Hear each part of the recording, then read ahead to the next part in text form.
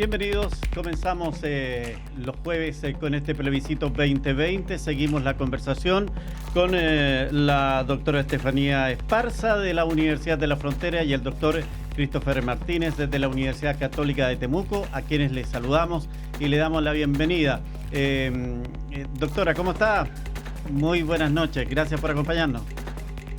Muchas gracias, Miguel Ángel, nuevamente por la invitación. Aquí muy atenta de lo que vamos a conversar en este segundo capítulo de Plebiscito 2020.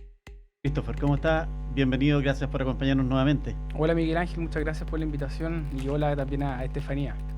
Bueno, los temas van siendo parte ya de, yo no sé si el cotidiano de la ciudad, pero de alguna u otra manera estamos mirando ya muy cerca y estamos viviendo, diríamos, este plebiscito 2020. Pero esto, si bien es cierto, estamos iniciando un siglo con este plebiscito único, hasta el momento en la historia, hay un peso de la historia que va generando estos campos de desempeño de los países y la característica, entiendo doctora, que en definitiva es que estas normativas vayan siendo parte del acontecer de lo que los chilenos o el habitante del país que sea consultado sea parte de esto. Entienda que es una mirada desde nuestra historia hasta este momento, pero también tiene que tener una proyección, de tal forma de que pueda ser un instrumento que permita a los países de alguna manera poder proyectarse. ¿Cómo ha sido la historia de los plebiscitos, doctora, en este aspecto? Tiene mucha tradición de plebiscito, Miguel Ángel. Pensemos que las dos veces que se ha utilizado, las dos ocasiones que se ha utilizado un plebiscito ha sido para plebiscitos ratificatorios o de salida, es decir, el que nosotros podríamos tener una vez que ya se ha redactado el texto de la Constitución, y fue para la Constitución del 25 y para la Constitución del 80. Particularmente la Constitución del 80 sabemos que ese plebiscito no cumplía con los estándares más mínimos en relación a una elección que pueda ser considerada democrática. Entonces, hoy día nos encontramos en un periodo en el cual la verdad es que vamos a vivir acontecimientos que son inéditos, y me atrevería a decir que no solamente para nuestro país, sino también eventualmente para el mundo. Pensemos que también es posible que nos encontremos frente a un órgano que eventualmente pueda redactar la Constitución que sea paritario, y eso es algo inédito dentro de la historia del mundo para la redacción de las constituciones.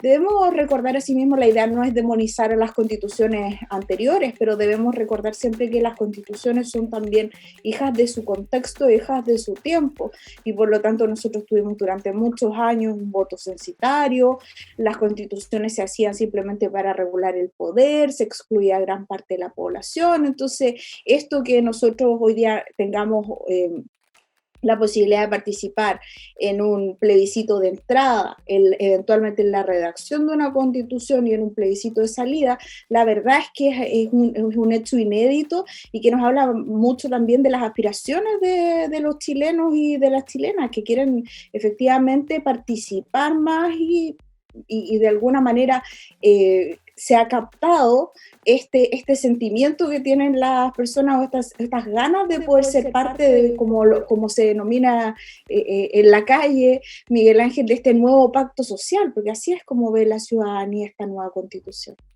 Doctor, sin duda que hay temas que uno hoy día diría son imposibles de entender. ¿Cómo se puede generar, por ejemplo, una constitución donde la mujer no tenga derecho a voto o que el derecho a voto estaba sobre los 25 años? Temas que contemplaban anteriores constituciones y que eran parte de una realidad. También, claro, evidentemente había un tema de marginalidad educacional, analfabetismo muy alto. Por lo tanto, esto era parte casi de un quehacer, de un grupo que entendía que así tenía que funcionar el país. Claro, además hay que entender que, como decía Estefanía, todas las leyes, la participación incluso también son contextuales. Estamos hablando de que quizás hace 100 años, 150 años, las prioridades en términos de democracia eran totalmente distintas. De hecho, el concepto de democracia no era tan ampliamente discutido ni valorado como lo es hoy. Entonces tenemos un elemento generacional o intergeneracional en este momento en que la gente tiene muchas más ganas de poder participar, muchas más ganas de hacer que su voz sea escuchada. Pero si nos retrotraemos, no sé, 150 años, el país estaba todavía en formación como Estado, teníamos a España relativamente cerca aún. Entonces eran otro tipo de preocupaciones y en el fondo teníamos también otro tipo de estructura social, económica, en términos productivos, ¿cierto? La mortandad infantil era mucho más alta, había una serie de preocupaciones que eran primero que lo que era participar y que el gobierno fuera democrático. Si teníamos un gobierno en esos tiempos que no fuera democrático, pero que entregara ciertos bienes y servicios esenciales o que asegurara la sobrevivencia, la comida y un techo, probablemente eso iba a ser suficiente para la ciudadanía, que es los estudios de democracia y democratización, que es lo que muestran. Ahora, cuando las sociedades se complejizan, evolucionan y llegan al estado más o menos en el que estamos nosotros, por supuesto que no son solamente el tema de si yo puedo participar, sino cómo puedo participar, y dentro de esto también se incluye lo que dice Estefanía, por ejemplo, con el tema de paridad en términos de participación. Pero tiene que ver precisamente con esos contextos. Ahora, también el tema de los referéndums, el tema de más que de los referéndums, sino que en el fondo referéndums que están ligados a Constitución, también tienen un altísimo interés por parte de la ciudadanía. Tienen mucho más, usualmente las elecciones fundacionales, como se llama, por ejemplo, aquellas que se sostienen después de una dictadura, cuentan con participación mucho más alta, pero ahora estamos en un escenario un poco más complejo y que quizás va a ser difícil vaticinar cuál va a ser la participación real. Sí, claro, no es un tema menor porque después de este plebiscito tenemos elecciones presidenciales incluso. ¿Y ahí qué ocurre? ¿Qué pasa? ¿Cómo se va a delinear la estructura de legitimidad de ese proceso eleccionario? ¿Por esta constitución o si es que se aprueba otra? ¿Cómo lo hace el presidente que resulta electo? ¿Tiene que volver a jurar ante la nueva constitución? No sé, Estefanía, o le doy el pase a Estefanía en este caso. Vamos, Estefanía. Bueno, la verdad es que no hay una respuesta acabada en ese sentido. Tendríamos que ver cuál es el texto de esta nueva constitución.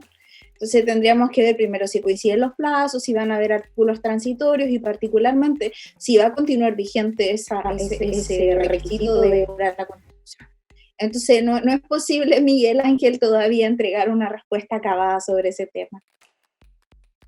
Pero, porque, por ejemplo, tampoco sabemos cuánto se va a demorar el trabajo de la nueva constitución, el trabajo de la asamblea, y si es que finalmente eso sale aprobado.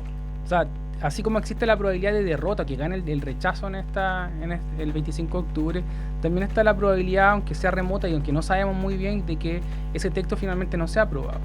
Entonces, la verdad es que ya hay incertidumbre respecto de los plazos, de cómo va a salir, como dice Estefanía, si que van a haber artículos transitorios que van a regular, ¿cierto?, esta combinación de dos realidades en ese momento. Estefanía, ¿qué pasa si se rechaza en el plebiscito de salida, que sería la redacción de esta nueva constitución en el caso de ganar el apruebo? ¿Qué pasa en ese aspecto, doctora? Sí, bueno, hay hartas dudas respecto de ese tema y la verdad es que lo que ocurriría, Miguel Ángel, es la verdad, la respuesta es bien graciosa porque no pasaría nada. En realidad continuaría vigente como va a ser hasta ese momento la Constitución de 1980. No tenemos que olvidar que mientras se redacta esta nueva Constitución, si eventualmente gana el apruebo, durante todo ese periodo va a permanecer vigente la Constitución del 80. ¿Ya? Y aprovecho de colgarme de su pregunta para poder hacer una aclaración en relación a un tema que sale bastante y que tiene que ver con que existe algún sector de la población que se encuentra un poco confundida y piensa que en todo lo que no se apruebe o todo lo que no se incluya más bien en una constitución va a continuar vigente la Constitución de 1980 y eso no es así. ¿Ya? Si es que todo lo que no quede en un eventual nuevo texto constitucional simplemente va a tener que regularse a través de otra clase de normas, como por ejemplo a través de leyes. ¿Ya? Entonces, una vez que se vota un nuevo texto, la Constitución, se vota un nuevo texto y se aprueba ese nuevo texto, es decir, estamos hablando del plebiscito de salida, la Constitución del 80 pierde completamente su vigencia. No va a estar vigente en ninguna de sus partes. Y me parece que eso es relevante dejarlo claro. no es menor lo que nos plantean, porque en definitiva, aquí para quienes son partidarios del rechazo, a lo mejor pueden juntar todas las fuerzas y ponerse en esa posición cuando se llame a el plebiscito de la nueva constitución que se tiene que elaborar. De hecho, ese fue uno de los puntos que se discutió y que hasta alta hora de la noche probablemente estaba en cuestión respecto del acuerdo que se firma y que era lo que proponía Chile Vamos. Que era un acuerdo no menor, como dice Estefanía. O sea, estamos hablando de algo súper serio, de que en el fondo un tercio, por ejemplo, podría rechazar lo que se está estipulando, lo que se está discutiendo en la convención, y que por tanto ese tercio fuera suficiente para mantener la constitución actual. Y eso sí era algo que se proponía, pero que finalmente queda descartado, aunque se ha tratado de reactivar a través de otro tipo de argumentos en las últimas semanas, pero que a medida que pasa el tiempo va quedando descartado. ¿Por qué se enreda tanto esto, Estefanía? ¿Por qué para el común de los ciudadanos de pronto nos cuesta entender la magnitud de estos cambios y si es que los hay? Porque uno hace el análisis corto y si en definitiva no quiere que se cambie esta constitución, no me desgasto en el rechazo, lo apruebo, pero mi fuerza va a estar en el rechazo en el plebiscito de salida, porque me van a tener que consultar nuevamente si esa es la constitución que yo quiero que rija al país. Esta ya es una respuesta muy personal, Miguel Ángel, pero desde mi perspectiva yo creo que aquí hay muchísimos intereses comprometidos. Si uno quiere entender este proceso a cabalidad, yo creo que tenemos que ver también quiénes son los actores que de alguna manera están influyendo en este proceso y cómo también han actuado durante todo este periodo.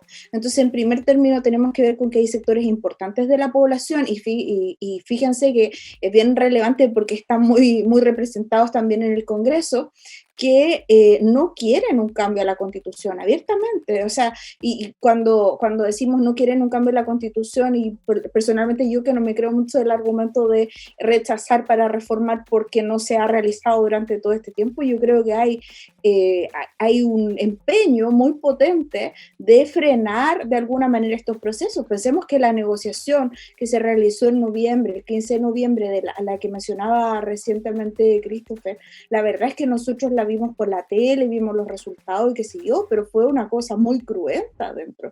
Se tuvieron que negociar muchas cosas que de repente para nosotros pueden resultar un poco extrañas, como el nombre de la Convención Constitucional, que en realidad debió haberse llamado Asamblea Constituyente, pero eso se negoció. El tema de los 2/3, el tema de qué pasaba si es que no se lograba el acuerdo de 2/3 que estábamos recientemente señalando, qué pasaba con esa disposición constitucional, si se incluía o no, si volvía a regir la Constitución del 80. Entonces, la verdad es que no ha sido sencillo. A mí lo que me parece preocupante, y esto también es un llamado a la ciudadanía a estar atento, que a nosotros se nos informaron ciertas reglas del juego, y eso lo informaron de manera transversal todos los sectores políticos que esa noche firmaron el acuerdo, y así se plasmó inclusive en el texto de la reforma, pero como decía Christopher, llevamos un tiempo en el que han existido ciertas interpretaciones que intentando torcer el sentido y todo lo que se había informado nos muestran un panorama que es distinto. Entonces yo creo que primero que esto se produce porque hay muchos intereses de por medio, y segundo que es necesario que como ciudadanía estemos sumamente atentos a lo que está pasando. Christopher, esto es como dicen que la política es la única ciencia que no es exacta. Aquí 2 más 2 pueden ser 3 como pueden ser 5.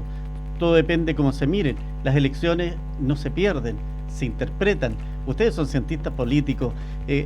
¿Cómo sienten que el mundo político responde a esta responsabilidad de ser quienes en definitiva establecen los futuros de las naciones? Sí, ahí hay algo bien particular de este momento, que en el fondo es algo que Chile viene trayendo de hace, 10 años más o menos, de una forma bien patente, bien latente, además, que este desprestigio de la política. Y en el fondo, entonces, estos políticos, la mayoría de las cosas que hacen, que en todos los países siempre hay algún grado de desconfianza, en el caso de Chile es súper exagerado. Entonces, lo que podemos llegar a ver ahora en términos de interpretación de este resultado no es una interpretación de que la gente que, por ejemplo, vota apruebo está rechazando la constitución de Pinochet. Eso sería un error interpretar de que todos los electores de esa opción están en contra de Pinochet o un voto en contra de la derecha. De hecho, el apruebo está compuesto de manera muy diversa. Está gente extremadamente radicalizada que cree, ¿cierto?, en la violencia de una manera muy profunda, pero también tiene gente que son desilusionados de este gobierno particular de Piñera, pero que siguen teniendo un corazón, ¿cierto?, de centro derecha o de derecha. La verdad es que más es una manifestación respecto de lo que se entiende por la Constitución, lo que representa por este tipo de exclusiones y desigualdades que el país ha estado experimentando. Entonces, esa es la principal interpretación, así como no era cauto en su momento interpretar el triunfo de Sebastián Piñera como un triunfo de la derecha y un rechazo a las reformas que pretendía hacer Michelle Bachelet en su segundo gobierno. Ahora también hay que ser cuidadoso en eso, o sea, un voto por el apruebo no es un cheque en blanco para que en el fondo se haga el país de nuevo, porque en el fondo mucha parte de ese electorado va a estar pendiente o van a ver cosas que le gustan. Tenemos además un electorado pro apruebo que tiene características más tradicionales en términos de clase trabajadora, ¿cierto?, que es un poco de la sociedad del siglo XX al finalizar. Pero también tenemos un apruebo que está compuesto por mucho más diverso, por gente más joven, ¿cierto?, que le interesa la identidad de género, identidad cultural, libertad, etcétera.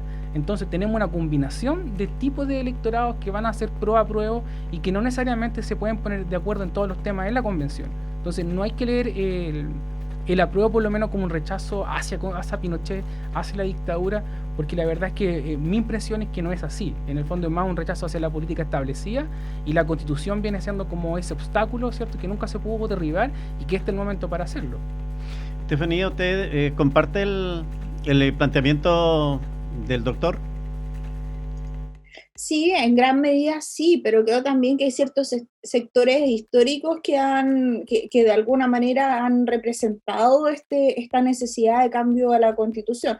Yo creo que al día de hoy, como señala Christopher, ya el panorama es bastante más amplio y particularmente el sector de la apruebo está, como él dice, compuesto por varios sectores, pero creo que es sumamente relevante entender también que han existido ciertos sectores políticos que han enarbolado esta bandera de la necesidad del cambio de la Constitución desde hace muchísimo tiempo. De hecho, como sabemos, incluso ciertos gobiernos, me estoy refiriendo al gobierno de Michelle Bachelet, impulsó un proceso de cambio constitucional que fue bien, bien interesante. Entonces, también me parece legítimo reconocer de alguna manera que este no es un tema nuevo, sino que simplemente de alguna manera caló hondo en la población en general, porque de alguna manera la gente que se manifestó desde el 18 de octubre, o las personas que no estaban de acuerdo con lo que estaba ocurriendo particularmente, simplemente atribuyeron los problemas por los que estaban luchando a la actual Constitución. Y eso en gran medida a mí me parece que es cierto, y de hecho me parece una experiencia bien curiosa de que la población en general, que como ha reconocido muchísimas personas, no han leído la Constitución, por ejemplo, tenga la visión de poder identificar que estos problemas surgen o por lo menos no paran debido a la Constitución que tenemos, tan amparados dentro de esta Constitución. Y eso, Miguel Ángel, yo creo que tiene harto que ver también con el mensaje que se nos ha entregado. Fíjense, hace un tiempo vi una recopilación de titulares de prensa y en primer lugar estaban todas las ocasiones en que el Tribunal Constitucional, alguna reforma que sea muy querida por parte de la población porque implique de alguna manera mejorar su calidad de vida, el Tribunal Constitucional ha dicho que no. Pero muchísimas otras veces en realidad han sido los parlamentarios que han perdido en la votación que dicen, bueno, esto no va a poder ocurrir porque esto no va a llegar a ser ley porque vamos a recurrir al Tribunal Constitucional o no los vamos a aprobar porque es inconstitucional de plano, qué sé yo. Entonces el mensaje que se le entregó a la población durante muchísimo tiempo fue eso que usted quiere y principalmente y que tiene generalmente que ver con defensa frente a los poderosos, con derechos económicos o sociales, se le dijo a la gente que no se podía por la actual Constitución. Después de ese mensaje tan patente, tan incrustado de alguna manera, la verdad es que era lógico que las personas no se iban a sentir identificadas por esta Constitución y iban a querer un cambio. Entonces me parece que es bien interesante ese fenómeno también. Qué Qué buen tema aborda la doctora Estefanía Christopher, porque me parece que lo que ella dice es un tema de incluso de memes en las redes sociales. No conozco la Constitución, pero quiero cambiarla.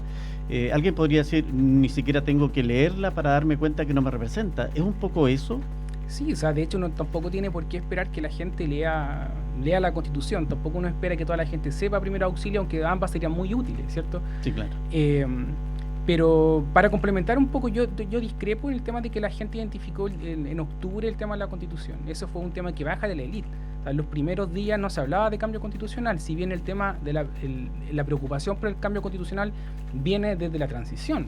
Después, en 2005, que lo comentaba en el programa pasado, en 2005 con la reforma de Lagos, se esperaba que todo terminara ahí, pero eso hubo un resurgimiento de más peticiones por cambiar la Constitución. El tema de la Asamblea Constituyente también ha estado desde hace mucho tiempo, pero particularmente con las protestas de octubre, en los primeros 10 días o casi 2 semanas no hubo necesariamente una mención respecto a la Constitución. Es un tema que baja más de la élite y que las preocupaciones inmediatas de ese momento eran el tema de las desigualdades, era el tema de pensiones, era el tema de salud. Y en eso se enmarca el discurso, ¿cierto? Y en el fondo se identifica que el problema vendría siendo entonces la Constitución. Y ahí después en el fondo cobra fuerza y una Constitución que ya venía deslegitimada bastante, ¿cierto? Que viene con el peso y con la sombra de Pinochet. Y eso un poco combina estas dos fuerzas. Pero no fue fue una protesta, una movilización organizada de la sociedad civil, súper amplia en primer momento por un cambio constitucional. Partió bien específico y después creció a proporciones que quizás nadie preveyó en tan pocos días. Y lo otro, que dentro del proceso constitucional el resultado que va a quedar gente muy a disgusto con lo que se apruebe, incluso no apruebe. Van a haber sectores que van a ser mucho más radicales, que van a acusar que esta es una constitución muy tibia, que va a ser una constitución casi que traiciona los principios del movimiento que la exigía, mientras otros van a pensar que quizá el país se va al tacho de la basura, ¿cierto?, por tratar de seguir los impulsos de esta gente en el fondo que quiere transformar a Chile en Venezuela. O sea, vamos a tener de los dos extremos personas que se van a sentir traicionadas y decepcionadas de los cambios que se pudieran hacer. Y eso para la mayoría de la gente es algo bueno. Eso quiere decir que está funcionando, que se adoptó una opción de cambio profundo como un cambio constitucional y que en el fondo es aceptada por la mayoría de la gente. Que otro elemento súper importante, entre más gente participe, además eso se ha visto, los indicadores de democracia posteriores a una reforma constitucional profunda tienden a ser mejores cuando incluyen a más grupos, cuando el proceso es más deliberativo, ¿cierto? Y cuando dejan en el fondo a más personas satisfechas, aunque los extremos siempre van a quedar insatisfechos. Valeca, en este plano, como lo plantea Christopher, puede darse el caso, Estefanía, puede darse el caso en que el plebiscito de salida pueda tener mayor rechazo de gente que aprobó cambiar la Constitución porque no encontró lo que ellos esperaban. Es decir, a ver, yo no quiero la misma cantidad de diputados o senadores que hay. Yo no quiero el mismo sistema de régimen presidencialista donde hay una persona que decide en el fondo qué hacer. Entonces, ¿puede darse ese caso?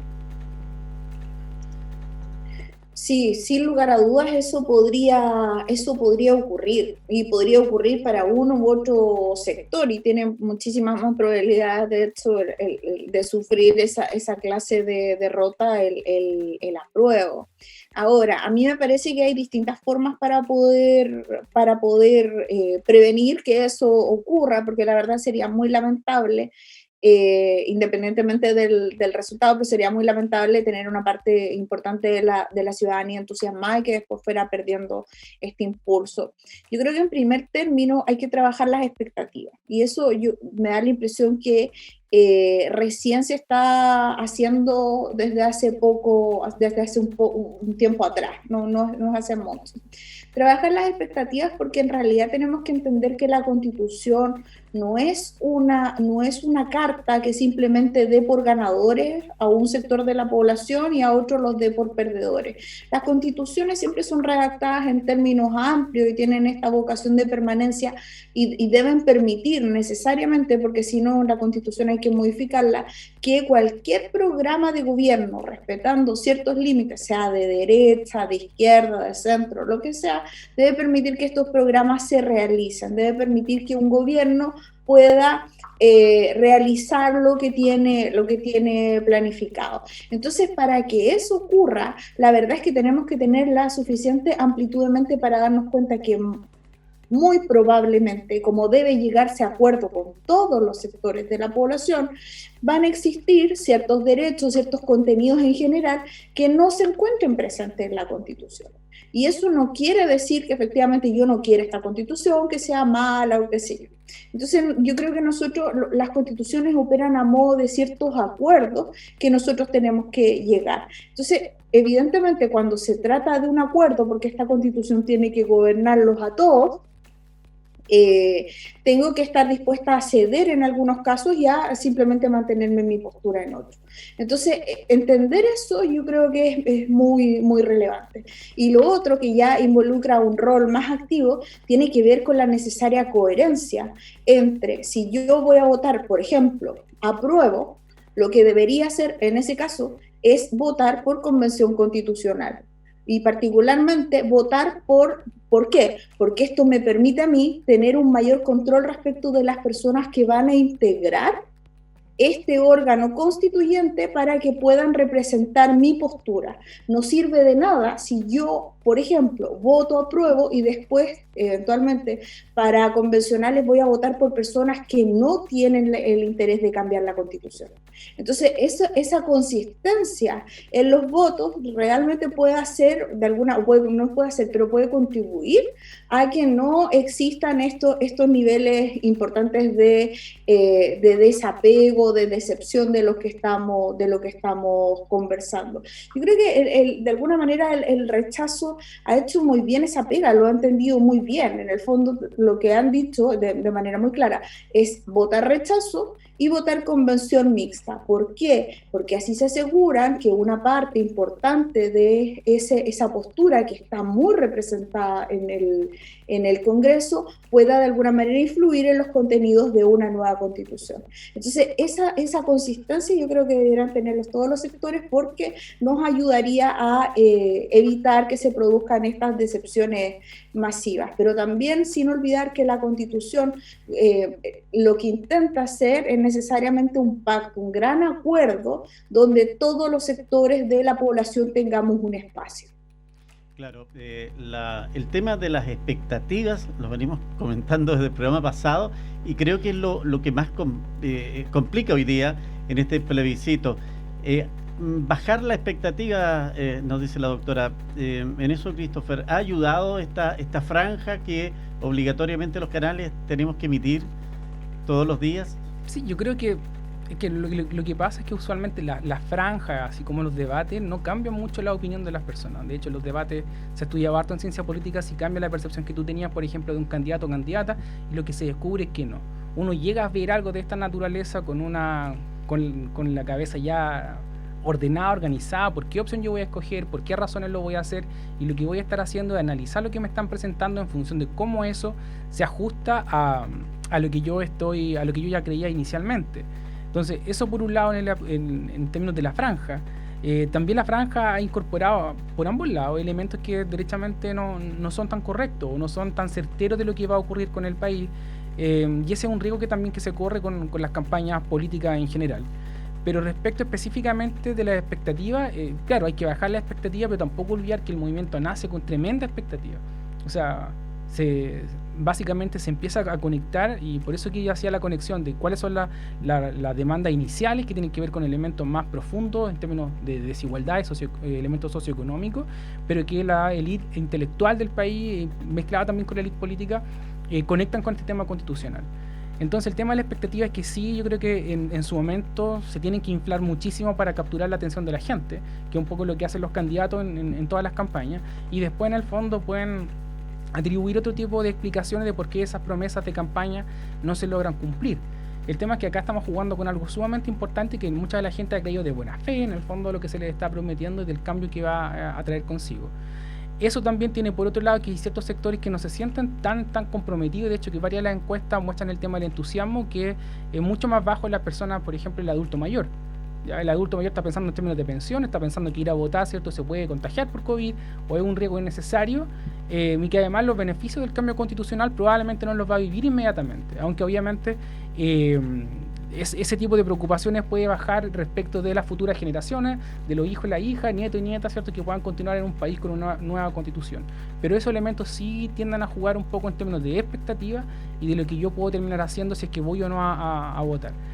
Ahora yo creo que no sé si es un tanto tarde, pero es momento de empezar a hablar derechamente de qué es lo que se espera hacer con el cambio constitucional, cuánto va a demorar, qué dificultades se van a encontrar. Mientras tanto, la reforma a pensiones o en temas importantes siguen en espera. Y por eso que en el programa pasado, y tal como lo dijo Estefanía hace un rato, la opción de rechazar para reformar en este momento es poco creíble. O sea, tampoco hubo una estrategia detrás de impulsar reformas mientras tanto para poder, ¿cierto?, acercar a esos votantes moderados que estaban en la vereda, ¿cierto?, si cruzan o no cruzan respecto a votar a prueba, y que finalmente, si hubiesen tenido esa reforma, quizás se hubiesen inclinado por rechazar, pero que hemos visto que tampoco hay voluntad de reformar. No la hubo antes y no la había en el último año. Sí, claro, vimos un gobierno más bien estático, congelado, frente a todo el movimiento que se estaba generando tanto en las calles como en el propio mundo político, donde no sé si no supo leer o no quiso leer, en definitiva. Yo quiero invitarlos, doctores, a que escuchemos un poco la voz de la calle, y esta vez en voz de los representantes de gremios como la CUT y también trabajadores de la salud, que se pronunciaron respecto de lo que significa la expectativa de este plebiscito 2020. Pasemos a revisar. Bueno, lo primero, decir que y hacer inmediatamente un llamado a la gente, que este es un proceso que se logró en las calles, que era una demanda histórica que se estaba haciendo, que se necesita un nuevo acuerdo como país, y que esta es la gran oportunidad de que sea discutido por la gente, porque hasta ahora se ha modificado muchas veces la Constitución desde que la escribió Andrés Bello, pero siempre ha sido escrita por las élites gobernantes.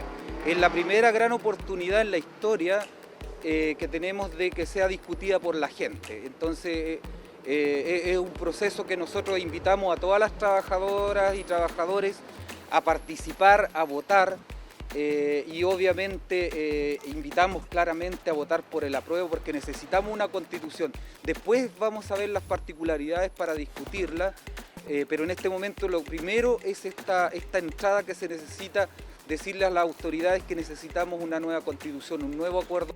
¿Cuál es el rol que quieren tomar ustedes como trabajadores en este proceso? Quizás de que se confirmen más listas de independientes. ¿Cómo lo esperan desarrollar ustedes ya posterior a este 25? Bueno, lo primero, nosotros lo que hemos estado luchando por mucho tiempo es por lograr un trabajo decente, un trabajo digno, que se garantice el derecho al trabajo y no como ahora, que es la libertad al trabajo. Nosotros queremos una constitución que se garantice el derecho al trabajo, que en las condiciones que se tienen que dar, y que el Estado tiene que ser garante de esto, no un mero tramitador de documentación, que es actualmente lo que se hace. Lo otro también, desde el mundo del trabajo, son muchas las partes donde nos hemos visto involucrados y perjudicados, que tiene que ver también con las miserables pensiones que hoy por hoy tenemos. Una vez que se termina de trabajar, la gente prácticamente va a morir de hambre a sus domicilios, porque siguen siendo pensiones miserables. El tema de la salud digna, el derecho a la salud, el derecho a la vivienda, y obviamente también enfocado a lo que es la conservación del medio ambiente, que vivamos de una vez por todas, que entendamos que estamos en un punto límite, que se tiene que decidir cuál va a ser el rol que vamos a tener y la convivencia con el medio ambiente, y no hoy por hoy que tenemos una constitución que es altamente y permisiva en lo que es la depredación de los recursos naturales. Bueno, el primer llamado es, a partir desde ahora, y que lo hemos hecho siempre, a cuidarse, especialmente ahora por el tema de la pandemia, indicar que el gobierno ya fue claro que las personas que estén contagiadas, si bien es cierto, pueden ejercer su derecho a voto, pero después pueden estar sujetos a sanciones. Por lo tanto, es a cuidarse primero para poder participar en este plebiscito. Y segundo es a llamar a votar por el apruebo y por la convención constitucional. ¿Por qué? Porque están llamando también a votar por convención mixta y engañando a la gente diciendo que eso va a dar la paridad entre hombres y mujeres. Eso es falso. La convención mixta lo único que garantiza es que el 50% sean personas nominadas otra vez por el cueteo político y por los partidos políticos que están altamente deslegitimados hoy día. Entonces, primero es votar el apruebo y segundo votar por la convención constitucional. Ese es el gran llamado que le hacemos y a participar, a ejercer su derecho a votar, a ejercer el derecho a elegir el país que quiere la gente vivir hoy día y también el futuro para sus hijas e hijos. Claro, para nosotros es un proceso histórico en donde como trabajadores de la salud municipal estamos convocando a la participación activa de nuestros asociados.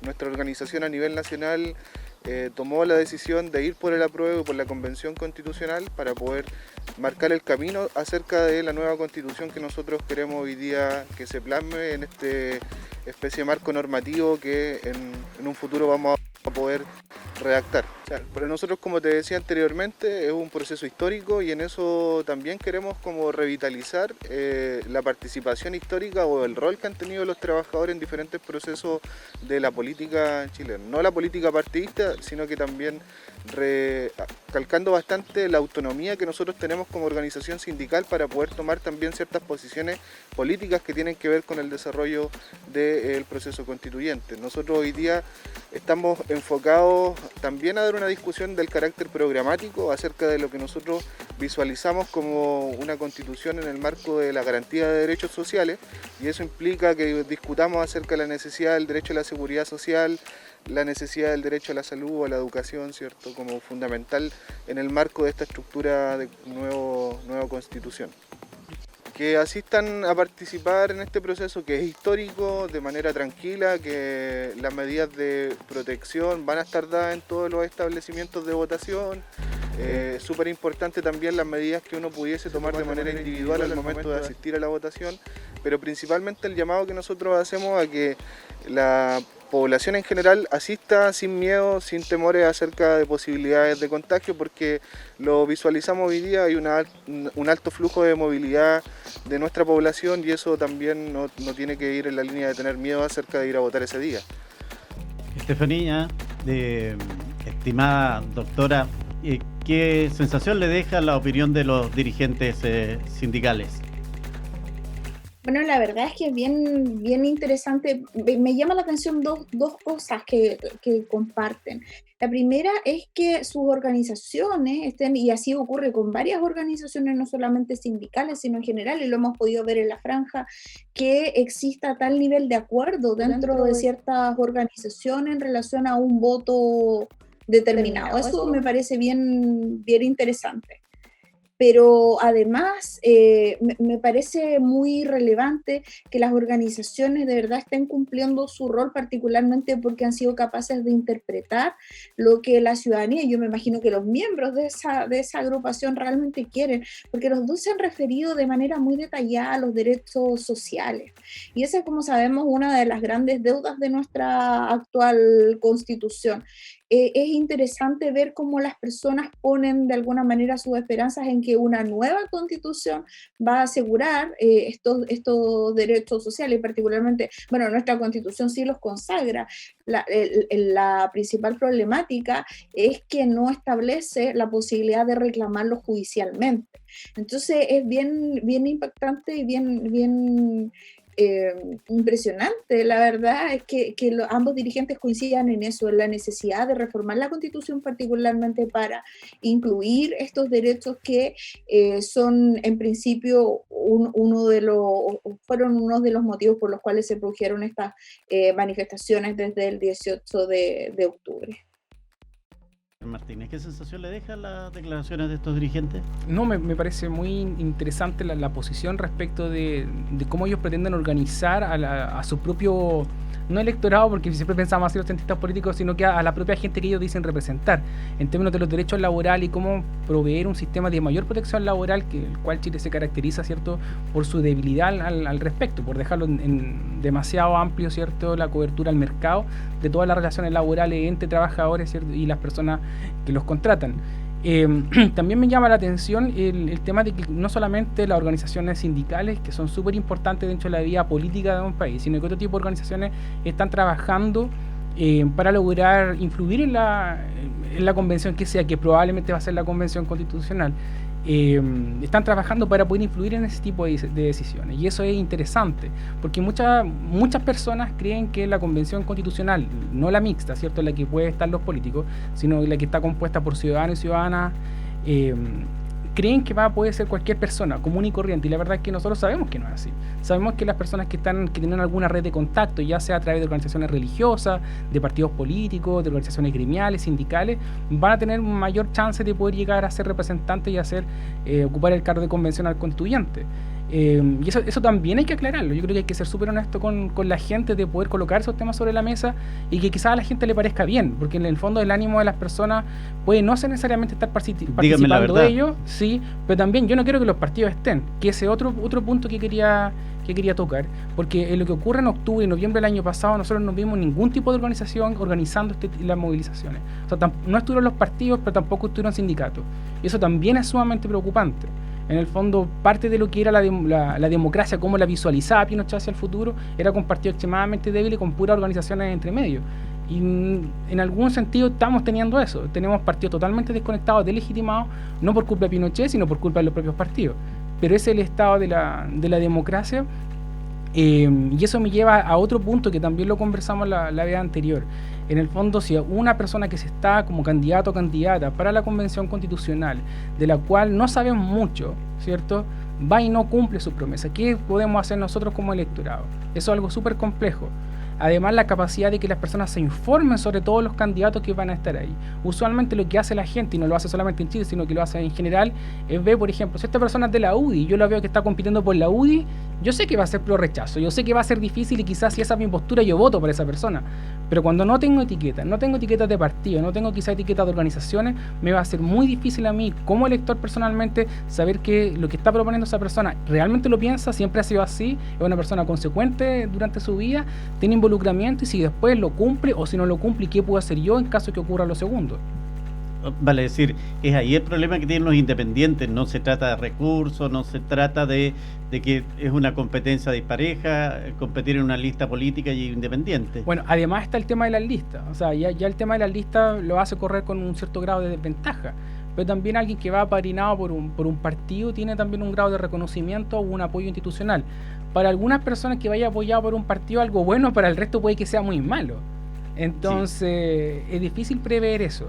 En definitiva, pareciera que al sector productivo o empresarial esto le complica mucho más que al sector de trabajadores, de los gremios. ¿No cree usted eso, doctora?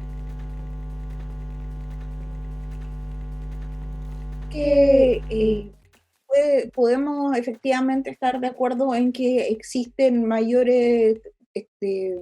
en términos históricos existen mayores posibilidades de que los gremios puedan manifestarse de una forma y otra, pero además yo creo, y esto es una opinión nuevamente muy personal, yo creo que hay gente a la que le cuesta abiertamente de alguna manera asociar a su organización con el rechazo, porque sabemos que de alguna manera en este momento la postura más popular en relación de voto es el apruebo. Entonces yo creo que ahí hay ciertas cosas que podrían analizarse, no solamente el tema de que no se asocia a una postura. Y a propósito que estamos en esto, nos quedan pocos minutos, pero me gustaría conocer la opinión de ustedes respecto de los puntos que debería considerarse y que por estos días también hace ruido. El tema de la propiedad privada. ¿Es un elemento determinante en una constitución o puede ser relativo Yo creo que tiene una interpretación bien simbólica el tema de la propiedad privada. O sea, rápidamente la gente lo puede asociar, por ejemplo, con la propiedad del agua, que es un bien que en el fondo sentimos que nos pertenece a todos, pero que sabemos que en el caso de Chile, no exclusivamente de Chile, pertenece a algunos grupos, algunas personas, ¿cierto?, llamada perpetuidad. Pero el tema de la propiedad es algo que está, de hecho, reconocido hasta en el Pacto de San José de Costa Rica sobre derechos humanos. O sea, es algo no netamente controversial, aunque especialmente la Constitución del 80 le dedica muchísima atención precisamente a lo que es el derecho a propiedad, mucho más de lo que lo hacen otras constituciones, ¿verdad?, que la mayoría de las constituciones que la abordan. Yo creo que esa es una preocupación bastante asociada mucho más a la derecha. Obviamente el tema del empresariado también le preocupa, y especialmente a los sectores, por ejemplo, ligados a la agricultura, porque en el fondo estamos hablando de la propiedad privada y estamos asociando también a ello, por ejemplo, el tema de los derechos de agua, los terrenos, ¿cierto? Las exportaciones están dependiendo de ese tipo de recursos. Y lo otro que puede ver y que en algún momento causó algún grave sospecha era el tema, por ejemplo, la propiedad privada y la capacidad del Estado de expropiar ciertos bienes, ciertas propiedades. En el caso, por ejemplo, que se discutió también, que creo que Michelle Bachelet en el proyecto, ¿se acuerdan que envía un proyecto como un día antes o 2 días antes de cambio constitucional? Sí. Una propuesta que fue entre gallo y medianoche y que tampoco fue discutida ampliamente. No fue resultado directo de lo que fue el proceso que ella inició de cambio constitucional, y que en ella también contemplaba una modificación a la propiedad privada actualmente, y en ese sentido dejaba abierta, por lo que recuerdo, la interpretación de que el Estado, por ejemplo, podía nacionalizar los fondos de pensiones, porque el Estado no tiene la capacidad actualmente de comprar todo el fondo de pensiones porque es muchísimo dinero, pero sí lo puede nacionalizar, y cambiando la forma de pago, que en el fondo la expropiación requiere de que sea con dinero, entre comillas, y que además sea de forma inmediata. Pero si lo puede, además, una expropiación que te dice yo te pago en 30 años... ¿Tipo cobre? Más o menos, eso es algo, o asociado a ciertos bonos, eso en el fondo ya le quita un poco el peso a la noción de la expropiación, lo cual sería súper conflictivo. Pero no creo que la mayoría de la gente esté preocupada específicamente de que sus derechos de propiedad van a ser los que van a estar en juego en la Constitución, sino que en el fondo de los grandes grupos económicos, que en el fondo son los que tienen mucho más que perder. Sin duda. Doctora, cuando hablamos de una nueva Constitución, uno comienza debo reconocer que no sé cuántas páginas tiene la actual Constitución. Y mi pregunta es, ¿deberá tener la misma cantidad de páginas, más o menos? Porque me queda la imagen de un presidente latinoamericano que andaba con la Constitución de su país en la mano y mostraba un librito pequeño y decía, aquí está lo que rige para este país. ¿Cuál es la postura ahí? ¿Hay algunos contextos generales? La verdad es que no, Miguel Ángel. Existen distintos modelos de constituciones y algunos no son tan... la constitución de nosotras es relativamente extensa, tiene sobre 100 artículos, medimos más que en páginas, en artículos, pero existen otras constituciones que son muchísimo más breves, como por ejemplo la de Estados Unidos, y otras que son muchísimo más extensas, como por ejemplo la de Ecuador, que tiene sobre 400 capítulos. Pero si me permite, a mí me gustaría volver un poquito al análisis que estaba haciendo Christopher, porque me parece que es importante que nosotros relevemos otra cosa. Nosotros no podemos hablar simplemente de propiedad privada, que creo que Christopher lo ha dejado muy claro, que efectivamente está consagrado como un derecho fundamental en distintos tratados internacionales, y desde esa perspectiva no se podría eliminar de esta nueva constitución.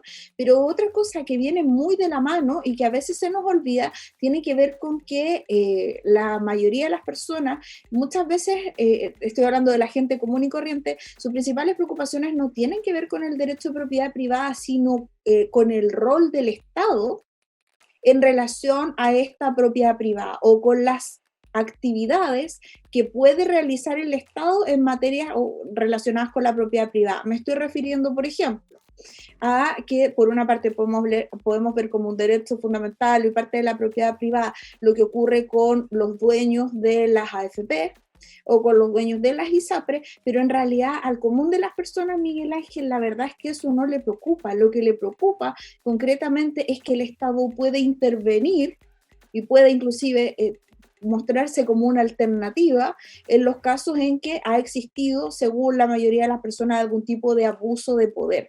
Entonces creo que estas dos cosas tienen que estudiarse o tienen que abordarse de una manera conjunta, porque van precisamente de la mano. La gente, a las personas lo que les interesa en general es que les suban las pensiones, y eso tiene que ver con que el sistema que nosotros tenemos está administrado, está diseñado de determinada manera para que sean privados los que administran el sistema. Y esto quiere decir además que el Estado tiene muy pocas posibilidades de intervenir, porque además existe una prohibición en términos generales de que el Estado intervenga en actividades económicas, me estoy refiriendo al artículo 19, número 21, salvo que lo permita una ley de quórum calificado. Entonces, en general, lo que existe es que es una especie de bomba. Esta exacerbación de la protección de la propiedad privada, según señalaba Christopher, este principio de subsidiariedad que indica que son los privados los que tienen que realizar primeramente el esfuerzo en general, o sea que se reconoce esa iniciativa privada, pero además esta imposibilidad por parte del Estado de intervenir en actividades económicas. Entonces, cuando nosotros sumamos eso, pareciera ser que la suma es perfecta en relación a tener un Estado con un sistema económico en particular. Quisimos también conocer el lado del mundo empresarial. Queremos ser muy honestos en ese aspecto. Nos costó encontrar reacciones. Las organizaciones tradicionales prefirieron esta vez mantenerse en cautela en sus declaraciones, y fue Araucanía, a través de su presidente Modesto Huenchonado, quien se refirió precisamente a las expectativas que tiene este sector en cuanto al plebiscito 2020. Estamos hablando de un futuro incierto post-pandemia. Esta crisis nos presenta desafíos nuevos y debemos enfrentarlos unidos. Los elementos fundamentales, a mi juicio: primero, votar en el plebiscito mayoritariamente. El país espera cambios reales con este nuevo contrato social enfocado en la condición humana, siendo la persona la riqueza más valiosa de toda sociedad. Valorar a la persona en su dignidad para alcanzar la anhelada justicia social, que ayude a mejorar la calidad de vida de los ciudadanos con énfasis en un acceso a la salud en forma solidaria. Y lo más importante, creo yo, debe garantizar el orden y la seguridad pública como requisito de una vida pacífica en sociedad. Al efecto, debe buscarse, regularse y mejorar los mecanismos de entrenamiento y operación de las fuerzas de orden y seguridad, con fuerte énfasis en el respeto a los derechos humanos, el derecho a manifestarse en forma pacífica y un decidido rechazo a las acciones violentas. Los derechos de uno no pueden conculcar los derechos de los otros, a vivir en paz y con tranquilidad, no a la violencia destructiva. Que exista certeza al derecho de propiedad y un fuerte castigo a los delitos económicos y de corrupción que infrinjan las reglas de la sana competencia, evitando el abuso de las grandes compañías contra el consumidor. En definitiva, que se mejoren las herramientas de control contra los abusos. Que la Contraloría General de la República tenga las herramientas para fiscalizar la buena gestión del gasto que financiamos todos a través de los impuestos. Que exista un verdadero reconocimiento a los pueblos originarios, respetando su cultura y cosmovisión. Finalmente, espero un Estado más participativo en actividades que impacten en la seguridad social, ya sea a través de mayor y mejor regulación o participación directa y eficaz en dichas palabras. Muy bien, doctora, 30 segundos, se nos vino el tiempo encima. Su comentario, su reflexión de esta jornada. Sí, bueno, yo creo que en relación a la última opinión que escuchamos, creo que es bastante interesante darnos cuenta cómo cada uno tiene una visión de lo que debería ser una constitución o lo que debería contener, eso desde el espacio en el que estamos. Pero tal como señalábamos hace un momento, yo creo que es necesario que, más allá de las opiniones que yo pueda sostener, que nos demos cuenta que en realidad somos absolutamente diversos como país, que tenemos algunos puntos en común, pero que la constitución probablemente va a establecer ciertos mínimos. Y yo personalmente personalmente espero que esos mínimos vayan de la mano del aseguramiento de los derechos fundamentales, del reconocimiento de los pueblos indígenas y, ¿por qué no?, de un Estado plurinacional. Su despedida. Gracias, doctora. Sí, no solamente ahora estamos en tierra derecha para empezar a aventurar resultados. Y yo creo que en el fondo el tema de la constitución o el cambio constitucional se instaló, esta constitución se tiene que ir, el tema es cómo. Y en ese sentido, de que la gente vaya a votar, que exprese su preferencia, incluso la gente que está a favor del rechazo, o sea, un rechazo que llegue sobre el 40%, yo creo que sería un éxito para cómo empezó esto. Entonces, solamente eso, ya empezar a mirar los resultados y qué nos va a decir eso de cómo se vienen los próximos 2-3 años. Nos encontramos el próximo jueves para seguir conversando de este plebiscito 2020. Gracias por acompañarnos. Buenas noches.